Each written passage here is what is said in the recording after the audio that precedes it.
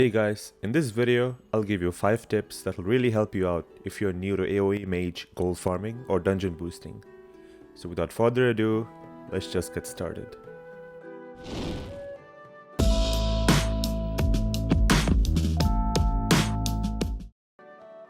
The first step is take baby steps. Start small and work your way up. When you are trying to learn a new AoE farm, like the Mara 160 farm, or the ZG11 pack pulls, they may look very intimidating. That's why the best way to get good at these pulls is to take small steps at a time. For example, in ZG, you can start by pulling one mob pack and just practice killing that one mob pack in the bridge. If you can easily handle one pack, pull 4. If you're struggling with the rope jump, then practice the jump for 10 minutes. It is the small things that make big pulls really hard, and by practicing the small things, you can really overcome your difficulties. Another example would be the Marathon kill phase.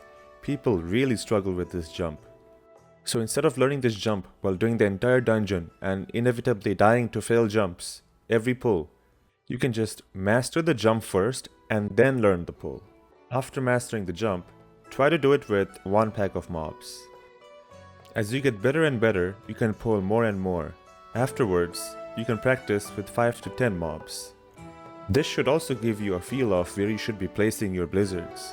After you master this, you can try the 360 mob pull plus princess while naked and appreciate what you don't have to deal with. Moving on to the next tip.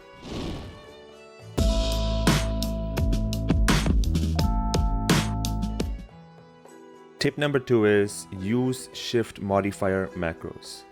These macros make dungeon pulls much more smoother. So what does it mean? It means you keep your max rank spell and your lowest rank spell in the same button. For example, if I wanted to use my max rank frostbolt, I would just have to press 2. If I want to switch it to rank 1 frostbolt, I would press shift plus 2. And I have this set up for all my important spells: Cone of Cold, Fire Blast, Frostbolt, Blizzard, Arcane Explosion. Whenever I press shift plus any of those hotkeys, it's a rank 1 of that spell. If you want to copy my macros, just join my Discord, head over to the My Links section, and you'll find the spreadsheet linked over there. Time for tip number 3.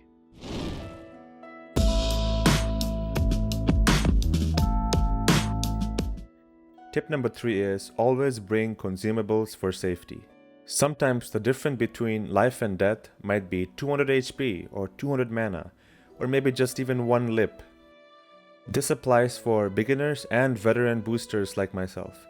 I always carry an emergency consumable kit because I'd rather spend 2 gold and live rather than dying after a 10-minute pull. In other words, if you're farming 200 gold per hour, then every minute of that hour is worth 3.3 gold. Dying and running back, rebuffing and restarting the pull takes about 10 to 20 minutes, which is about 30 to 60 gold, so please do not be afraid to bear some expense. Having these consumables in your bag will give you a feeling of confidence and safety, and sometimes even a second or third chance in a pull. I always carry 3 of these before going to a boost session: lips, free action potions, healing and mana potions, and, if I'm doing Marathon, nature protection potions. The Zanza speed potion is also a buff I recommend to make your runs a bit faster and smoother, because you have an extra speed that allows you to get some more distance from the mobs. Moving on to the next tip.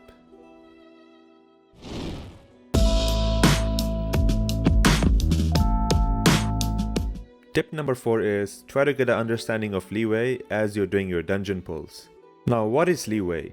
In classic WoW, when you and another mob is moving, you can get hit by melee attacks from a longer distance. As I am demonstrating in this video right now, if you notice, when we are both standing still, our attacks don't hit each other. But when we are running, moving left and right, or jumping up and down, because of leeway, your attacks are in range of each other. Now, why is this important? Sometimes mobs may be very far away from you, but still hit you because of leeway. Because of this, new boosters might feel safe as they see that the mobs are pretty far away from them. But realistically, they are in great danger because they're about to get crushed. Here is an example of leeway. Let me slow this down so you can understand what's going on. As you can see, I'm about to turn back and see that the mobs are pretty far away from me. and I think, okay, I'm still safe here, no worries. But here, you can see that they all are hitting me and I'm about to die right now. And they're like nowhere on sight. And this is because of leeway. You have to develop the game sense and know by instinct when you're safe and when you're not. So try to be aware of this as you're doing your pulls. And now for the last tip.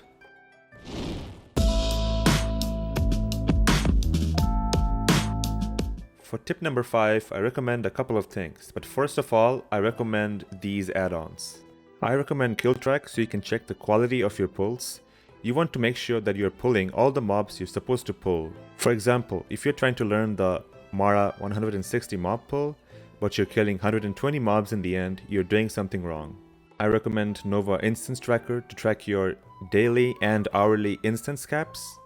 I also recommend Farmlock Classic to help you track how many of each mobs you killed, what consumables you used, what items you looted. This is an excellent add-on for dungeon farming. I also suggest you download a screen recording software so you can record your gameplay and analyze your pulls. When you're new to a pull, sometimes a lot happens and it might be difficult to process everything at the same time. That's why if you have a VOD of your gameplay, you can go back to the point of failure and see exactly where you went wrong, instead of being confused about your cause of death. This is also a technique I use every time I try to learn a new pull. Every time. And also a bonus tip, if you have the Leatrix Plus add-on, you can zoom out really far and have a wider point of view. Now some of you may like this, some of you may not, but I'm just throwing it out there. Also, I will be doing a VOD review series where you guys submit your VODs and I will point out where you went wrong in your mistakes and how you can fix those problems. After I have enough clips, I will compile them into a video and upload it for everyone to see. Form link in the description. On top of that, I am opening myself up to private coaching sessions where I sit with one of you guys in Discord and teach you any dungeon pulls you want to learn at an hourly rate. This will allow me to make an extra buck and allow you to get a top quality live teaching session for any gold farm or boost you want to learn. More information in the Discord server. Anyway, that's all I have for this video. Do like and subscribe. I apologize if my upload schedule is a bit off. My semester started and I'm already drowning with projects and assignments. Thank you guys for watching and thank you guys for 8,000 subs. See you in the next video.